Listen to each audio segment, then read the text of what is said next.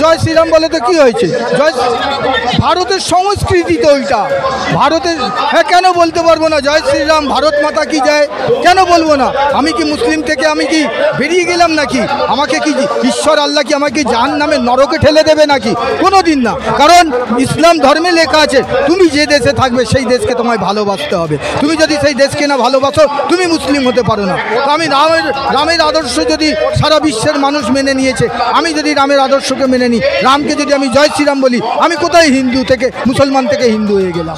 আসলে মমতা বন্দ্যোপাধ্যায় কোনোদিনই প্রোটোকল মানেননি। মমতা ব্যানার্জির মধ্যে বিন্দু বিসর্গ শিষ্টাচার নেই। মমতা বন্দ্যোপাধ্যায় ভেবেছিলেন যে আমি প্রধানমন্ত্রী হব, সেই স্বাদ ওনার পূরণ হয়নি। তিনি জ্বালা মেটাচ্ছেন গণতন্ত্রের যুক্তরাষ্ট্র পরিকাঠামোয় যে একজন মুখ্যমন্ত্রী প্রধানমন্ত্রীকে কীভাবে সম্মান করতে হয়, সেই কৃষ্টি কালচার সংস্কৃতি কালীঘাটের ময়নার কাছে আপনি আশা করবেন না। নরেন্দ্র মোদী কি জয় কেন? নরেন্দ্র মোদীকে আমি আমার অন্তরে নিয়ে ঘুরি ম্যাডাম। নরেন্দ্র মোদী আমার জন্য একটা উপহার, গড গিফট। আমি তো মনে করি গড গিফট। নরেন্দ্র মোদীর মতো একজন প্রধানমন্ত্রী আমরা দেশকে দিয়েছে ভগবান ঈশ্বর আল্লাহ। আজ ভারতবর্ষের মুসলমানের এটা সৌভাগ্য। ममता जी जब बंगाल में आई तो बोली क्या कि बंगाल को हम लंदन बना देंगे। लंदन तो बना नहीं पाई, बंगाल को बांग्लादेश बना दी। এবারে দিদি সরকার থাকবে না। ভারতবর্ষের মুসলমানরা নরেন্দ্র মোদীর সাথে যেদিন খোলাখুলিভাবে আসবে যে আমরা নরেন্দ্র মোদীর সাথে আছি, সেই দিন দেখবেন ভারতবর্ষের মুসলমানের কত পরিবর্তন হয়ে যাবে। पीएम में इतना बदतर नहीं था जो आपको जो 14 साल में इतना बदतर कर दिया बंगाल को। बंगाल का हालत, बंगाल में रोजगार नहीं है। इंसान बंगाल से दूसरा स्टेट में आया काम कर रहा है, यहाँ है क्या? ये तो बंगाल पूरा खाली हो गया। यहाँ देखिए चोरी है, चमारी है, बलात्कार है, रेप है, यही सब हो रहा है। यही लंदन बन गया ये। अरे दीदी 15 বছর রাজ্যে ক্ষমতায় রয়েছেন, উনি কেন ওই কাজটা করতে পারলেন না? আজ মোদিজিকে বাধ্য হয়ে করতে হচ্ছে বাংলার মানুষের জন্য। বাংলার মানুষ কত কষ্ট আছে, আর যাতায়াতের কোনো প্রসাধন নেই, কোনো রকম সুযোগ সুবিধা নেই, যার জন্যে এই যদি মেট্রো রেলটা যদি প্রসারিত হয় দেখবেন এখানকার পশ্চিমবাংলার মানুষের কত উপকার হবে, কত দ্রুত তারা এক জায়গা থেকে আরেক জায়গায় পৌঁছে যাবে। দেখুন, আমি ভারতবর্ষে একটা স্বাধীন মুসলমান, আমি স্বাধীন মুসলমান, ভারতবর্ষে থাকি, আমার কোনো রকম অসুবিধে নেই। এবার কেউ যদি মনে করে যে মুসলমানদের তোষণ করা হচ্ছে, সেটা তার ভুল। ভারতবর্ষের মুসলমানরা দিব্যি ঘুরে বেড়াচ্ছে, আমি দাঁড়িয়ে রেখেছি, আমি মুসলিম, আমি সব জায়গায় যাই, আমার কোনো বাধা হয় না, আমাকে কেউ বাধা দেয় না। বিজেপি যদি সাম্প্রদায়িক হতো তাহলে ভারতবর্ষের মানুষ ওনাকে মেনে নিতে পারতেন না। নরেন্দ্র মোদী সরকারকে কোনোদিন মেনে নিতে পারতো না। নরেন্দ্র মোদী সরকারকে এই জন্যই ভারতবর্ষের মানুষ মেনে নিয়েছেন, তিনি সাম্প্রদায়িক না, তিনি সম্প্রীতি চান, তিনি সম্প্রীতি চান। তাই উনি মাদ্রাসার বাচ্চাদের হাতে কম্পিউটার পর্যন্ত তুলে দিয়েছে, সেটা কি জানে না? এবং মুসলমানদের চিন্তা করা দরকার, যে রাজ্যে আমরা আছি, যে দেশে আসি, সেই দেশ সেই রাজ্যকে আমাদের ভালোবাসতে হবে।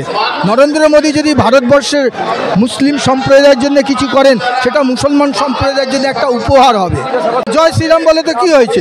জয় ভারতের সংস্কৃতি তো ওইটা, ভারতের। হ্যাঁ, কেন বলতে পারবো না জয় শ্রীরাম, ভারত মাতা কি যায়, কেন বলবো না? আমি কি মুসলিম থেকে আমি কি বেরিয়ে গেলাম নাকি?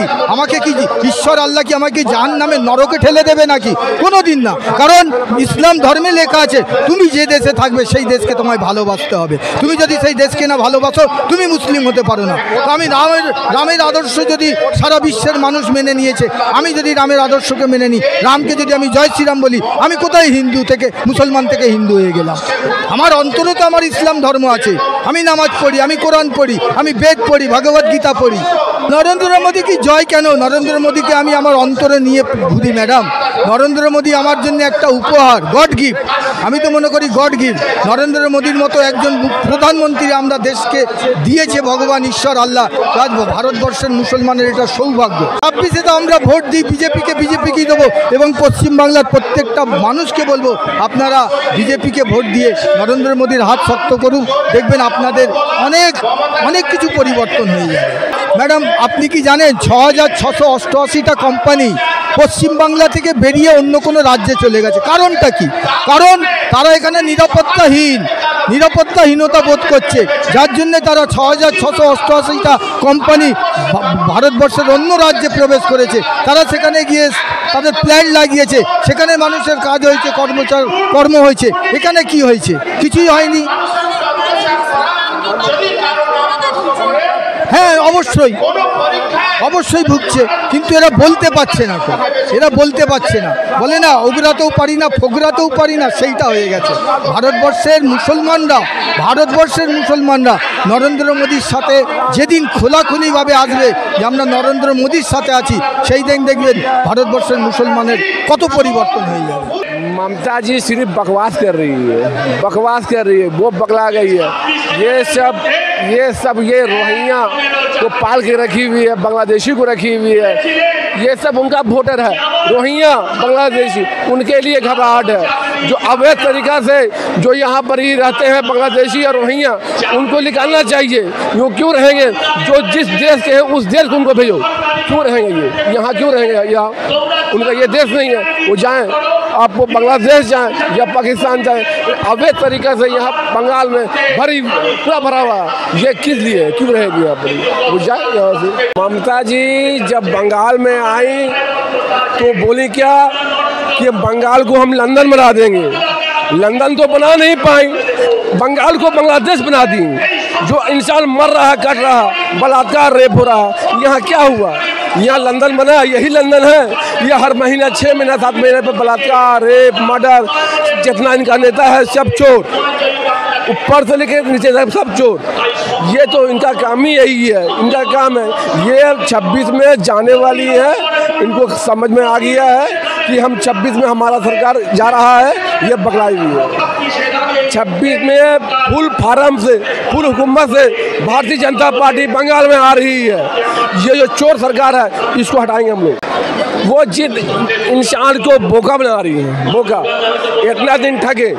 यही बंगाल जो CPM में इतना बदतर नहीं था, जो आपको जो 14 साल में इतना बदतर कर दिया बंगाल को। बंगाल का हालत, बंगाल में रोजगार नहीं है।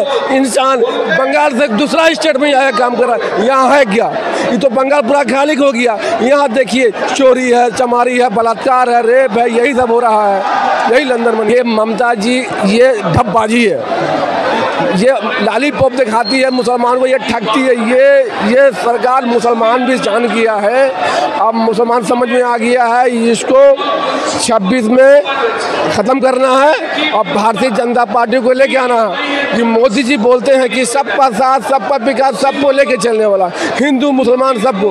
अब मुसलमान भी जा रहा है, भारतीय जनता पार्टी को वोट देगा, इनको रुखसती कर देगा, इनको बांग्लादेश भेजेगा। মিথ্যার যদি কাউকে প্রথম পুরস্কৃত করতে হয় মমতা বন্দ্যোপাধ্যায়ের পরে সেটা হচ্ছে কুণাল ঘোষ। 3.5 বছরের জেল খাটা আসামি, যার মুখের ভাষা এত কদর্য, এত দুর্গন্ধ, সেই ব্যক্তি মাননীয় প্রধানমন্ত্রী, যিনি 140 কোটি মানুষের জনপ্রতিনিধিত্ব করছেন, বিশ্বের কাছে বিশ্ব নেতা হিসেবে পরিচিত লাভ করেছেন, সেই প্রধানমন্ত্রী সম্পর্কে উনি বলবেন আর আমাদের শুনতে হবে, এর থেকে দুর্ভাগ্যের দিন আর আমাদের হয় না। আসলে মমতা বন্দ্যোপাধ্যায় কোনোদিনই প্রোটোকল মানেননি। মমতা ব্যানার্জির মধ্যে বিন্দু বিসর্গ শিষ্টাচার নেই। মমতা বন্দ্যোপাধ্যায় ভেবেছিলেন যে আমি প্রধানমন্ত্রী হব, সেই স্বাদ ওনার পূরণ হয়নি। তিনি জ্বালা মেটাচ্ছেন গণতন্ত্রের যুক্তরাষ্ট্র পরিকাঠামোয়, যে একজন মুখ্যমন্ত্রী প্রধানমন্ত্রীকে কিভাবে সম্মান করতে হয়, সেই কৃষ্টি কালচার সংস্কৃতি কালীঘাটের ময়নার কাছে আপনি আশা করবেন না। এবারে দিদি সরকার থাকবে না।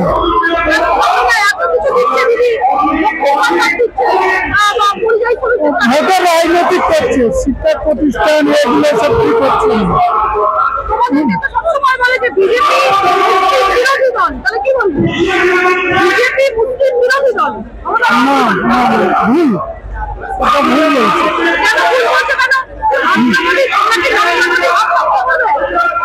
না, আমাদের 26-এ সরকার এলে বিজেপি অনেক উন্নয়ন হবে।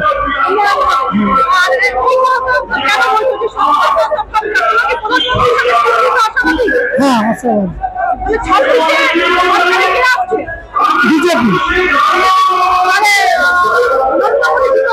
জিন্দাবাদ।